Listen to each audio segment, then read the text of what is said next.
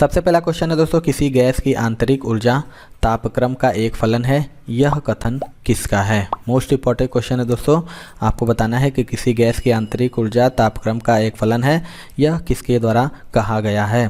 तो इसका right answer हो जाएगा दोस्तों ऑप्शन नंबर ए यानी चार्ल्स के नियम का। आपको बता दें कि गैसों की आंतरिक ऊर्जा तापक्रम का फलन है, क्योंकि ताप परिवर्तन से गैसों की आंतरिक ऊर्जा में परिवर्तन होने लगता है और यदि ताप घटता है तो गैसों का आयतन भी घटने लगता है।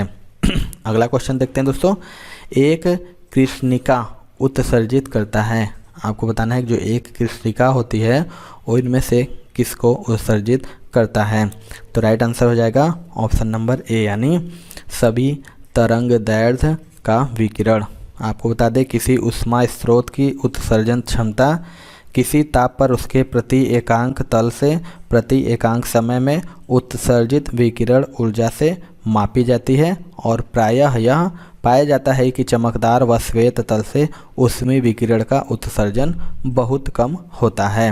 अगला क्वेश्चन देखते हैं दोस्तों, 100 डिग्री सेल्सियस पर पानी की अपेक्षा सामान्य तापमान पर भाप से अधिक गंभीर जलन होती है, क्यों। आपको बताना है इसका राइट आंसर क्या होगा। तो इसका राइट आंसर हो जाएगा दोस्तों ऑप्शन नंबर डी यानी भाप अधिक ऊष्मा प्रदान कर सकती है। आपको बता दें कि 100 डिग्री सेल्सियस पर पानी की अपेक्षा समान तापमान पर भाप से अधिक गंभीर जलन होती है, क्योंकि भाप की गुप्त ऊष्मा पानी की गुप्त ऊष्मा से अधिक होती है। अगला क्वेश्चन देखते हैं दोस्तों, ठंडे देशों में सर्दियों में कारों के रेडिएटर्स में पानी में एथिलीन ग्लाइकोल मिलाया जाता है, इसका परिणाम क्या है। तो इसका राइट आंसर हो जाएगा दोस्तों ऑप्शन नंबर डी यानी जमाव बिंदु को नीचा करना। आपको बता दें कि एथिलीन ग्लाइकोल एक एंटी फ्रीज पदार्थ है और इसे ठंडे देशों में सर्दियों में कारों के रेडिएटर्स में पानी के साथ मिलाया जाता है और ये हिमांक को कम करने के साथ जल के क्वथनांक में वृद्धि में भी मदद करता है। अगला क्वेश्चन देखते हैं दोस्तों, एक बंद पात्र को आरंभ में खाली किया जाता है और तब उसमें एक समान दर पर वाष्प भरी जाती है, तो पात्र में दबाव क्या होगा। इसका बताना है इसका राइट आंसर क्या होगा। तो राइट आंसर हो जाएगा दोस्तों ऑप्शन नंबर सी यानी पहले बढ़ता है तब स्थिर हो जाता है। यानी एक बंद पात्र को आरंभ में खाली करके उसमें एक समान दर पर वाष्प भरने पर पात्र में दबाव पहले बढ़ता है और तब स्थिर हो जाता है। चलिए दोस्तों आगे देख लेते हैं, किसी पदार्थ को एक अवस्था से दूसरी अवस्था में कैसे परिवर्तित किया जाता है। मोस्ट इम्पॉर्टेंट आपको बताना है कि इनमें से किसी पदार्थ को एक अवस्था से दूसरी अवस्था में कैसे परिवर्तित किया जाता है। तो राइट आंसर हो जाएगा ऑप्शन नंबर सी यानी ऊष्मीय ऊर्जा को अवशोषित और विकृत कर। पदार्थ का अवस्था परिवर्तन जो कि एक स्थिर ताप पर होता है और इस क्रिया में ऊष्मा का स्थानांतरण होता है, जैसे बर्फ़ का पिघलना। इस क्रिया में बर्फ़ द्वारा अपने गलनांक पर ऊष्मा बाह्य वातावरण से अवशोषित की जाती है। अगला क्वेश्चन देख लेते हैं, प्रकाश के लिए निम्नलिखित कथनों में से कौन सा गलत है। आपको बताना है इनमें से प्रकाश के लिए कौन सा कथन गलत है। तो राइट आंसर बात करें दोस्तों, इसका राइट आंसर हो जाएगा ऑप्शन नंबर सी यानी वह निर्वात में से नहीं गुजर सकता है। आपको बता दें प्रकाश के चलने के लिए माध्यम की आवश्यकता नहीं होती है, अतः यह निर्वात में भी गुजर सकता है और निर्वात में प्रकाश की जो अधिकतम चाल होती है वो होती है 3 × 10⁸ मीटर प्रति सेकेंड। अगला क्वेश्चन देख लेते हैं दोस्तों, प्रकाशीय गेज निम्नलिखित सिद्धांत पर कार्य करता है।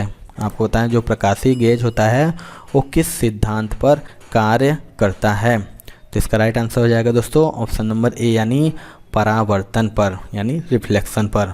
प्रकाशीय गेज परावर्तन के सिद्धांत पर कार्य करता है और प्रकाश के चिकने पृष्ठ से टकराकर लौटने की घटना को परावर्तन कहते हैं। अगला क्वेश्चन देख लेते हैं दोस्तों, जब प्रकाश की कोई किरण प्रकाशतः सघन माध्यम से विरल माध्यम की तरफ जाती है तो वह, आपको बताना है इसका राइट आंसर क्या होगा। तो इसका राइट आंसर हो जाएगा दोस्तों ऑप्शन नंबर सी यानी नॉर्मल से दूर मुड़ती है। आपको बता दें जब प्रकाश की कोई किरण एक माध्यम से दूसरे माध्यम में जाती है तो वह अभिलंब से एक तरफ झुक जाती है और इसी को अपवर्तन कहते हैं। अगला क्वेश्चन देख लेते हैं।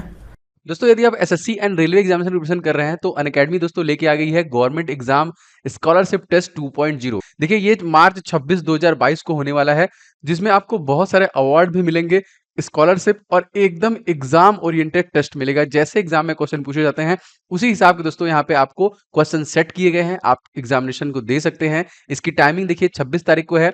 अगर आप बैंक एग्जाम के देना चाहते हैं तो 10 बजे है और एसएससी के लिए 2 बजे, और रेलवे एग्जाम से तैयारी कर रहे हैं तो एकदम एग्जाम पैटर्न पे आधारित सभी प्रश्नों को 5 बजे टेस्ट के माध्यम से दे सकते हैं। इसके अलावा दोस्तों अगर आपकी रैंक 1 आती है तो आपको लैपटॉप मिलेगा, अगर 2 से 6 में आती है तो स्मार्टफोन, 7 से 16 में आती है तो वायरलेस ईयरफोन, और 300 विनर्स जो होंगे उनको 1000 का अमेजन गिफ्ट वाउचर और 400 विनर को अनअकैडमी स्कॉलरशिप मिलने वाला है। तो बहुत ही मजेदार है। अगर आप प्रिपरेशन में लगे हुए हैं तो आप फटाफट इस टेस्ट को दीजिए, फटाफट कर लीजिए एनरोल। वीडियो के नीचे डिस्क्रिप्शन बॉक्स में आपको सबसे पहला लिंक मिल जाएगा, उस लिंक पे क्लिक करके अपने को एनरोल कर लीजिए। और ये एकदम फ्री में एनरोलमेंट है, ऐसा कुछ भी नहीं, इसका कोई पैसा वैसा नहीं है। तो फटाफट एनरोल कर लीजिए, link in the description box. सूखा बालू चमकीला क्यों दिखाई देता है जबकि गीला बालू धूतिहीन होता है? राइट आंसर की बात करो क्या हो जाएगा? इसके राइट आंसर की बात करें दोस्तों, इसका राइट आंसर हो जाएगा ऑप्शन नंबर बी, यानी इसका कारण परावर्तन है। आपको बता दें कि सूखे बालू पर पड़ने वाली किरणें परावर्तित होती हैं जिससे यह चमकीला दिखाई देता है, जबकि गीला बालू प्रकाश किरणों को अवशोषित कर लेती हैं, अतः यह धूतिहीन होता है। अगला क्वेश्चन देखते हैं दोस्तों। मछुआरे को तालाब के किनारे मछली को भाले से मारने की कोशिश में उसे क्या करना चाहिए? आपको बताना है इसका राइट आंसर क्या होगा। तो इसका राइट आंसर हो जाएगा दोस्तों ऑप्शन नंबर ए, यानी मछली के नीचे ध्यान लगाना चाहिए। आपको बता दें कि जल के अंदर की मछली अपवर्तन के कारण अपनी वास्तविक गहराई से कुछ ऊपर उठी हुई प्रतीत होती है, इसलिए मछुआरे को मछली मारने की कोशिश में ध्यान मछली के नीचे लगाना चाहिए। अगला क्वेश्चन देखते हैं। किसी स्वच्छ जल वाले तालाब की आभासी गहराई वास्तविक गहराई से कम दिखती है, इसका कारण है? आपको बताना है कि किसी स्वच्छ जल वाले तालाब की आभासी गहराई वास्तविक गहराई से कम क्यों दिखती है। मोस्ट इम्पॉर्टेंट ये क्वेश्चन है, मोस्ट रिपीटेड। तो इसका राइट आंसर हो जाएगा ऑप्शन नंबर ए, यानी अपवर्तन, रिफ्लेक्शन के कारण।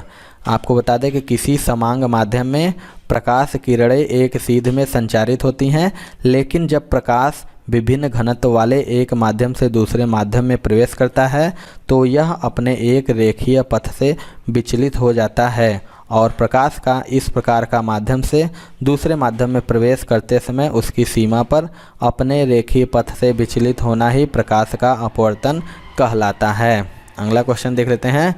किस गुणधर्म के कारण पानी से भरे बर्तन में डुबाई गई छड़ मुड़ी हुई प्रतीत होती है? 4 ऑप्शन है, बताना है कि कौन से गुणधर्म के कारण पानी में से भरे बर्तन में डुबाई गई छड़ मुड़ी हुई प्रतीत होती है। तो इसका राइट आंसर हो जाएगा ऑप्शन नंबर सी, यानी अपवर्तन। आपको बता दें पानी में डूबी हुई छड़ी अपवर्तन के कारण मुड़ी हुई प्रतीत होती है, और वस्तुतः अपवर्तन वह घटना है जिसके कारण प्रकाश के एक माध्यम से दूसरे माध्यम में जाने पर उसकी किरणें मुड़ जाती हैं। अगला क्वेश्चन देख लेते हैं दोस्तों। तड़ित की चमक उसकी गर्जन सुनाई देने से पहले देखने में आती है, क्यों? आपको बताना है तड़ित यानी जो बिजली चमकती है उसकी चमक उसकी गर्जन सुनाई देने से पहले देखने में क्यों आती है? तो इसका राइट आंसर हो जाएगा दोस्तों ऑप्शन नंबर सी, यानी प्रकाश की गति ध्वनि की गति से अधिक होती है, इसीलिए तड़ित की चमक पहले तथा गर्जन बाद में सुनाई देती है। अगला क्वेश्चन देखते हैं दोस्तों। एक उन्नतोदर दर्पण के सामने रखी एक सीधी वस्तु का प्रतिबिंब होगा हमेशा। 4 ऑप्शन है, बताना है कि एक उन्नतोदर दर्पण के सामने रखी एक सीधी वस्तु का प्रतिबिंब हमेशा कैसा होगा? तो इसका राइट आंसर हो जाएगा ऑप्शन नंबर बी, यानी काल्पनिक, सीधा और वस्तु से छोटा। जो कि एक उन्नतोदर दर्पण यानी उत्तल दर्पण के सामने रखी एक सीधी वस्तु का प्रतिबिंब हमेशा काल्पनिक, सीधा और वस्तु से छोटा बनेगा। अगला क्वेश्चन देख लेते हैं। एक अवतल दर्पण की वक्रता केंद्र से जाने वाली किरण के लिए आपतित कोण होगा। आपको बताना है कि एक अवतल दर्पण की वक्रता केंद्र से जाने वाली किरण के लिए आपतित कोण कितना होगा। तो इसका राइट आंसर हो जाएगा दोस्तों ऑप्शन नंबर बी यानी 0 डिग्री। आपको बता दें एक अवतल दर्पण के वक्रता केंद्र से जाने वाली किरण के लिए आपतित कोण 0 डिग्री होगा। अगला क्वेश्चन देखते हैं दोस्तों। जब कोई तरंग किसी दर्पण में से परावर्तित होती है तो परिवर्तन आता है उसके। 4 ऑप्शन है, बताना है कि जब कोई तरंग किसी दर्पण में से परावर्तित होती है तो परिवर्तन आता है उसके। तो इसका राइट आंसर हो जाएगा ऑप्शन नंबर ए यानी आयाम में। आपको बता दें कि किसी दर्पण में से परावर्तन के पश्चात तरंग के आयाम में परिवर्तन होता है और तरंग का आयाम बदल जाता है। तरंग की आवृत्ति, तरंग दैर्घ्य व वेग में कोई परिवर्तन नहीं होता है। अगला क्वेश्चन देखते हैं। हीरे रात में क्यों चमकते हैं? मोस्ट इम्पॉर्टेंट ये भी क्वेश्चन है। आपको बताना है जो हीरा होता है वो रात में क्यों चमकते हैं। तो इसका राइट आंसर हो जाएगा ऑप्शन नंबर बी यानी हीरे रात में इसलिए चमकते हैं क्योंकि उच्च अपवर्तनांक के कारण प्रकाश की किरणें आंतरिक रूप से परावर्तित होती है। अगला क्वेश्चन देख लेते हैं। किसी कंपनिक पिंड के अपनी माध्य स्थिति से अधिकतम विस्थापन को क्या कहा जाता है? आपको बताना है कि किसी कंपनिक पिंड के अपनी माध्य स्थिति से अधिकतम विस्थापन को क्या कहा जाता है। तो इसका राइट आंसर हो जाएगा ऑप्शन नंबर सी यानी आयाम। आपको बता दें कंपन करता हुआ कोई पिंड अपनी माध्य स्थिति से अधिकतम जितना विस्थापित होता है उसे आयाम कहते हैं। अगला क्वेश्चन देख लेते हैं दोस्तों। घूर्णनी मशीनों में गतिकीय दृष्टि से असंतुलित द्रव्यमान उत्पन्न करते हैं। 4 ऑप्शन है, आपके पास बताना है कि घूर्णनी मशीनों में गतिकीय दृष्टि से असंतुलित द्रव्यमान उत्पन्न करते हैं। तो इसका राइट आंसर हो जाएगा दोस्तों ऑप्शन नंबर डी यानी कंपन। आपको बता दें कि घूर्णनी मशीनों में गतिकीय दृष्टि से असंतुलित द्रव्यमान कंपन उत्पन्न करते हैं। अगला क्वेश्चन देख लेते हैं दोस्तों। सामान्यतया कुंजी का प्रयोग 2 पुर्जों के बीच किस गति को रोकने के लिए किया जाता है? मोस्ट इम्पॉर्टेंट ये भी क्वेश्चन है। आपको बताना है कि जो कुंजी होती है उसका प्रयोग 2 पुर्जों के बीच किस गति को रोकने के लिए किया जाता है। तो राइट आंसर हो जाएगा ऑप्शन नंबर सी यानी घूर्णन, रोटेशन।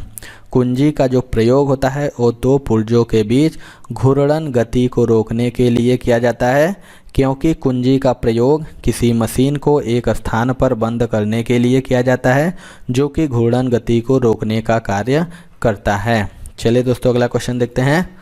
मशीन आदि के किसी भी अवयव की श्रांति आयु को सुधारा जा सकता है। आपको बताना है इसका राइट आंसर क्या होगा। मशीन आदि के किसी भी अवयव को श्रांति आयु को सुधारा जा सकता है। तो इसका राइट आंसर हो जाएगा दोस्तों ऑप्शन नंबर ए यानी शॉर्ट पनिंग करके, यानी श्रांति आयु को शॉर्ट पनिंग करके सुधारा जा सकता है। अगला क्वेश्चन देख लेते हैं दोस्तों। सूक्ष्मदर्शी किसके अध्ययन के लिए प्रयुक्त होता है? मोस्ट इम्पॉर्टेंट ये क्वेश्चन है। आपको बताना है जो सूक्ष्मदर्शी होता है वो किसके अध्ययन के लिए प्रयुक्त होता है। तो राइट आंसर हो जाएगा ऑप्शन नंबर बी यानी छोटी वस्तुओं। सूक्ष्मदर्शी का जो प्रयोग होता है छोटी वस्तुओं के अध्ययन के लिए किया जाता है और सरल सूक्ष्मदर्शी में कम फोकस दूरी का उत्तल लेंस लगा होता है। अगला क्वेश्चन देखते हैं। सूक्ष्मदर्शी का आविष्कार किसने किया? मोस्ट इम्पॉर्टेंट क्वेश्चन है दोस्तों। आपको बताना है जो सूक्ष्मदर्शी है उसका आविष्कार किसने किया। तो राइट आंसर हो जाएगा दोस्तों ऑप्शन नंबर डी यानी जेड जॉनसन ने। सूक्ष्म वस्तुओं को स्पष्ट रूप से देखने के लिए सूक्ष्मदर्शी का उपयोग किया जाता है और इसका आविष्कार जेड जॉनसन ने किया था। अगला क्वेश्चन देख लेते हैं दोस्तों। दूर की वस्तुओं को देखने के लिए किस उपकरण का प्रयोग किया जाता है? मोस्ट इंपॉर्टेंट ये भी क्वेश्चन है दोस्तों। आपको बताना है कि दूर की वस्तुओं को देखने के लिए किस उपकरण का प्रयोग किया जाता है।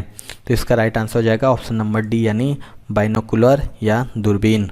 बता दें कि जो बाइनोकुलर दूरबीन की सहायता से दूर की वस्तुओं को देखा जाता है और इस उपकरण में प्रकाश एक समकोणीय प्रिज्म के द्वारा 2 बार परावर्तित होती है। तो ये थी दोस्तों आज की वीडियो। आपको वीडियो कैसा लगा कमेंट सेक्शन में ज़रूर बताइएगा। वीडियो पसंद आया दोस्तों तो एक लाइक ज़रूर करिएगा और चैनल पे हमारे नए हैं तो चैनल को जरूर सब्सक्राइब करके बेल आइकन दबा लीजिए। तो मिलते हैं दोस्तों अपने अगले वीडियो में, तब तक के लिए जय हिंद जय भारत।